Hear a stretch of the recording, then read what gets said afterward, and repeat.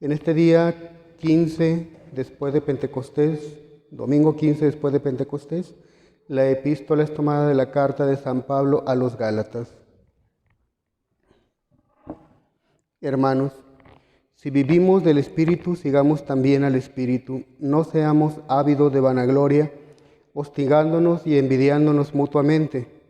Hermanos, si alguno incurriere en algún delito, vosotros que sois espirituales, amonestadle con espíritu de mansedumbre, y cuídate tú que también tú puedes ser tentado. Sobrellevaos mutuamente y así cumpliréis la ley de Cristo. Porque si alguno cree ser algo no siendo nada, él mismo se engaña. Mas pruebe cada cual su obra y así tendrá gloria solo en sí mismo y no en otro. Porque cada cual llevará su propia carga, y el que es enseñado en la palabra asista con todos sus bienes al que le enseña. No os engañéis, a Dios no se le puede burlar. Lo que siembre el hombre, eso cosechará, y así el que siembra en su carne, de la carne cosechará corrupción. Mas el que siembra en el Espíritu, del Espíritu cosechará la vida eterna. No nos cansemos pues de hacer el bien, porque a su tiempo recogeremos el fruto, si no desfallecemos. Y así, mientras tenemos tiempo, hagamos bien a todos, y mayormente a nuestros hermanos en la fe. Hasta aquí la epístola, pongámonos de pie para el Evangelio, por favor. Continuación del Santo Evangelio según San Lucas. En aquel tiempo iba Jesús a una ciudad llamada Naín, y le acompañaban sus discípulos y una gran muchedumbre. Al acercarse a la puerta de la ciudad, he aquí que sacaban a un difunto, hijo único de su madre, la cual era viuda.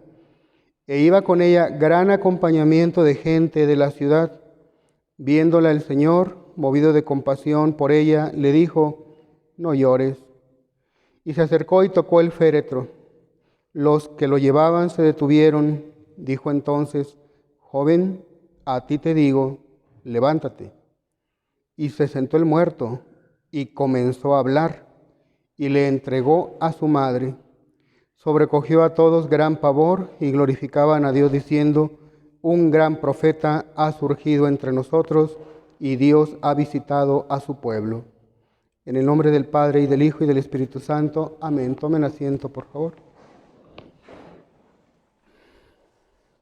Hay un pensamiento muy erróneo en la mente de muchos cristianos, muchos católicos, y que con la gracia de Dios pretendemos, si Él así lo desea, de alcanzarnos la gracia por intercesión de la Santísima Virgen María, de cambiar o de al menos hacer algo, un esfuerzo por cambiar esa mentalidad que quizás en algunos de nosotros o en muchos, no lo sé, pueda estar allí presente, pero que es una mentalidad aún dentro del mismo catolicismo que hace mucho daño.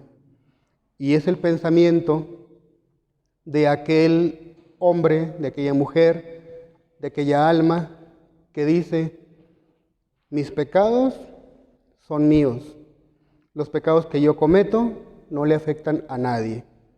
Yo cometo mis pecados, yo sé en conciencia lo mal que haya hecho y por qué le va a afectar a los demás. Y entonces, con ese pensamiento, como que, entre comillas, nos tranquilizamos y pensamos que mientras no le hagamos mal a nadie, mientras no le hagamos daño a otras personas, me puedo permitir ciertos pecados con el pretexto de que al menos no le estoy causando mal a nadie. Vamos a demostrar el día de hoy de que esto no es cierto, de que esto es una gran mentira del demonio, enemigo de nuestra alma, que quiere hacerle un gran daño a la sociedad, y demostraremos con la gracia de Dios, con la intercesión de la Santísima Virgen María, que el pecado personal, que el pecado individual que cada uno de nosotros cometemos, en realidad le afecta a todos, a toda la sociedad, a toda la iglesia. Nos demos cuenta o no nos demos cuenta, en mayor o menor grado, pero el pecado de cada uno, por oculto que sea, le afecta en cierto grado al resto. ¿Cómo es esto? Esto las razones de esto lo encontramos en el Evangelio del día de hoy. Un joven muerto, un joven hijo único de su madre, que aparte de la pobre mamá era viuda, y este muchacho es imagen, figura y ejemplo de lo que venimos diciendo. Pensemos, por ejemplo, en este caso el joven está muerto, pero no sabemos cómo murió, no sabemos de qué murió, pero sabemos que está muerto y vemos como alrededor de él hay una verdadera tragedia que se está sufriendo. En la sociedad actual, en nuestra sociedad, ¿está permitido el suicidio?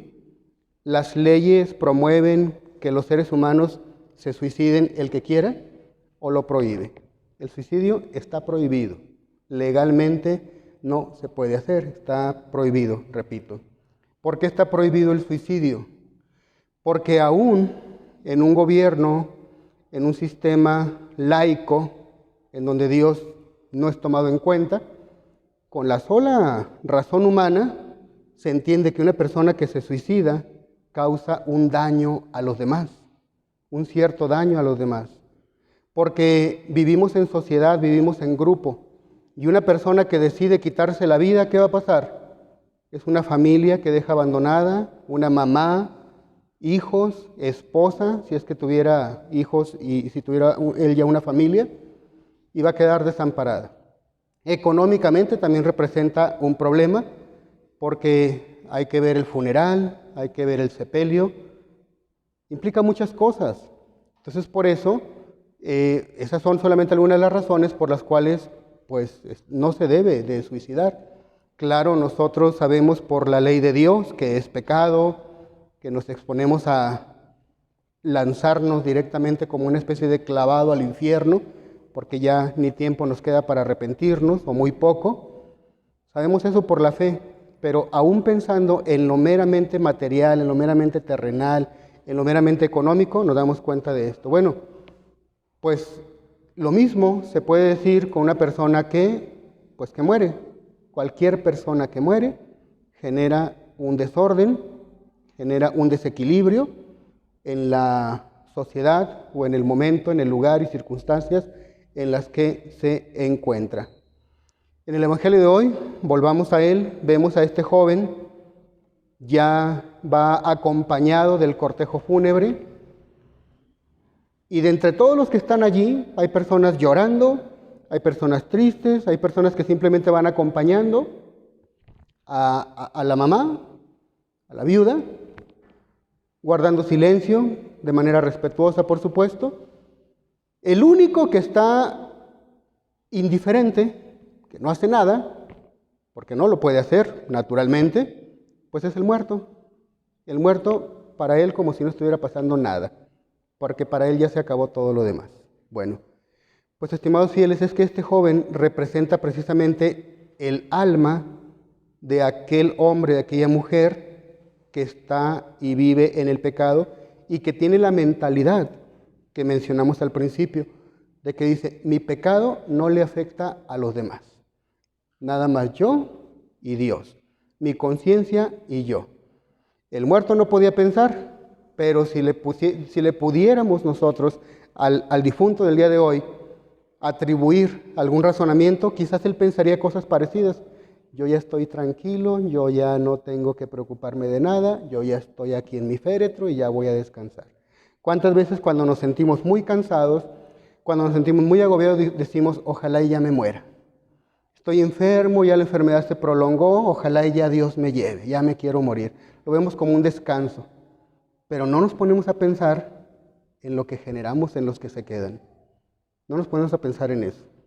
Bueno, pues si humanamente hablando, en el plano meramente terrenal, ocurren estas cosas de que le dejamos un problema a los que quedan con vida, problema chiquito, problema grande, dependerá de muchas circunstancias, pues exactamente lo mismo es cuando morimos espiritualmente a la vida de la gracia.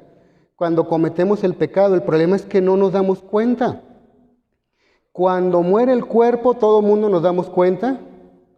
Hay que enterrar a aquella persona, el olor, etcétera, y hay que enterrarla y lo más pronto posible. nos damos cuenta. Pero cuando muere un alma, no siempre nos damos cuenta cuando el alma está en pecado. No siempre nos damos cuenta.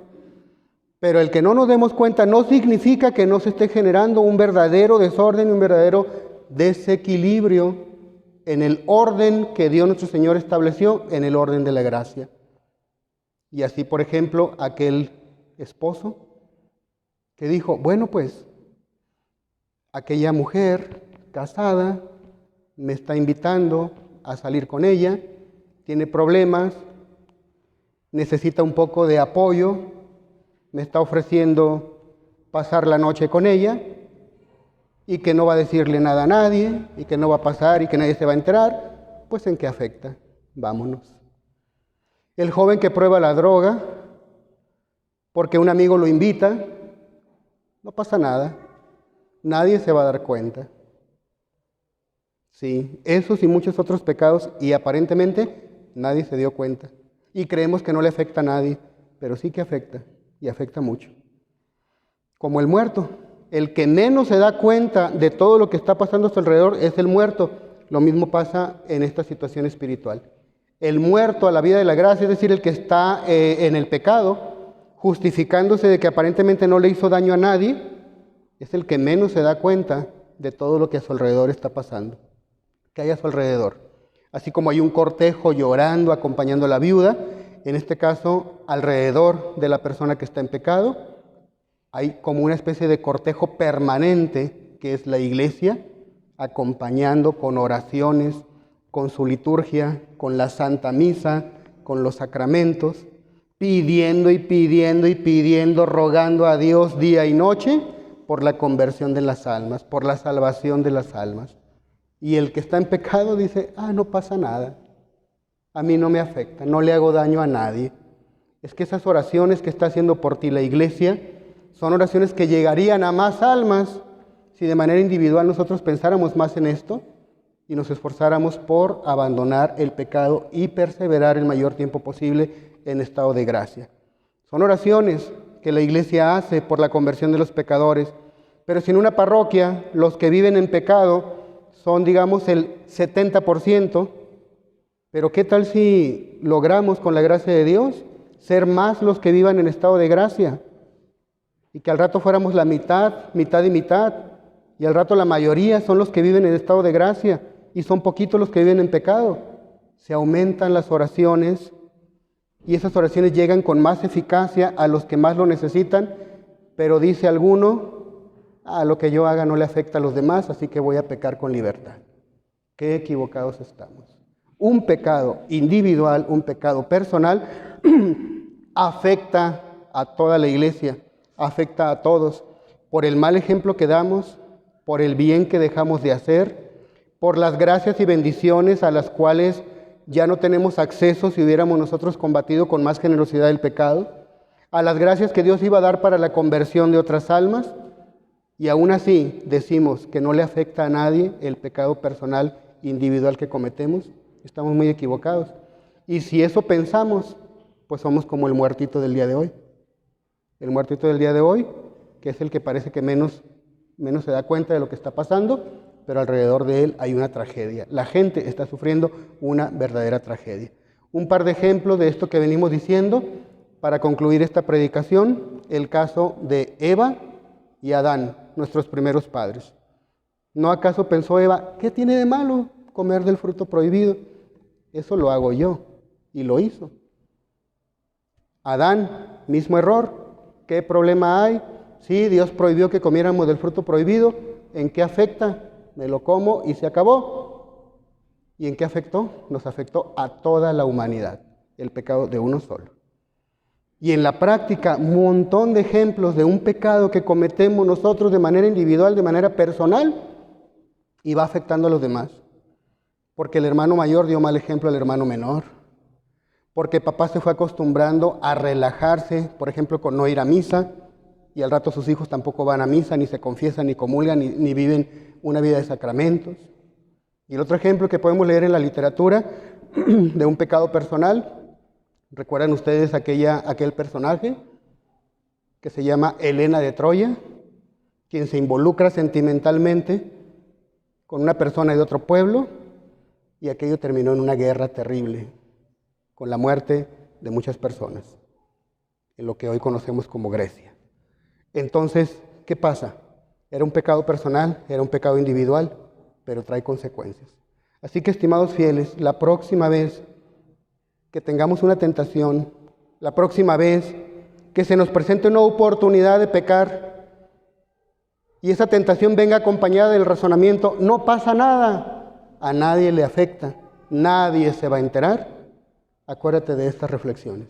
Y sí que pasa, porque aunque sea muy secreto, aunque sea muy oculto, si acaso podemos aceptar en esas circunstancias que el pecado no causó un mayor daño, pero eso no significa que no haya causado algún desorden y haya afectado a la iglesia como tal. Así que de nuestra parte, de manera personal, de manera individual, con la gracia de Dios, con la ayuda de la Santísima Virgen María, hagamos este propósito de enmendarnos y de perseverar el mayor tiempo posible en el estado de gracia. Y si caemos en el pecado, levantémonos pronto con la gracia de Dios para que ese desorden que causa cada pecado personal, cada pecado individual, por oculto y secreto que sea, ese orden se restablezca y ese pecado quede perdonado nuevamente, para que seamos entregados como el difunto del día de hoy, ya resucitado, Cristo lo entregó a su madre. Asimismo hace Dios con nosotros.